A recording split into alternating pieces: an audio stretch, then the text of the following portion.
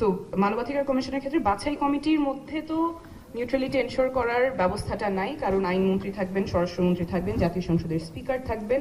Speaker দুইজনকে মনোনীত করবেন, যার মধ্যে একজন সরকারি দলের, একজন বিরোধী দলের, আইন কমিশনের চেয়ারম্যান এবং মন্ত্রী পরিষদ সচিব। এইটা হচ্ছে বাছাই কমিটি। বাছাই কমিটি থেকে তারপরে রাষ্ট্রপতি নিয়োগ করবেন। রাষ্ট্রপতি অবশ্যই কাজ করতে পারে না প্রধানমন্ত্রীর পরামর্শ ছাড়া, এক্সেপ্ট অনলি 2 থিংস। সো এই জায়গায় আমাদের জবাবদিহিতার কাঠামোটা নাই, অর্থাৎ প্রধানমন্ত্রী যদি দুর্নীতি করে বা মানবাধিকার লঙ্ঘন করে, তাকে জবাবদিহি করার জন্য যে সাংবিধানিক প্রতিষ্ঠানগুলো আছে, সেই সাংবিধানিক প্রতিষ্ঠানগুলো নিরপেক্ষভাবে কাজ করার ক্ষেত্রে অনেক বড় বাধা, কারণ যাকে তার জবাবদিহিতা করতে হবে সেই তার নিয়োগকর্তা। জুডিশিয়ারির ক্ষেত্রে Chief Justice will be appointed by President. President is appointed by members of Parliament. And again, we know members of Parliament এর ক্ষেত্রে ইন্ডিপেন্ডেন্টলি অ্যাক্ট করার যে সীমাবদ্ধতাগুলো আছে।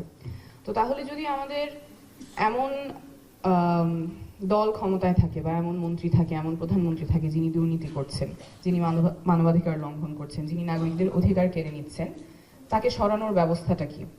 কারণ আমাদের জবাবদিহিতাকারী যে প্রতিষ্ঠানগুলো, সেগুলো তো খুবই দুর্বলভাবে আছে, জবাবদিহিতা এনশোর করার মেকানিজমটা নাই।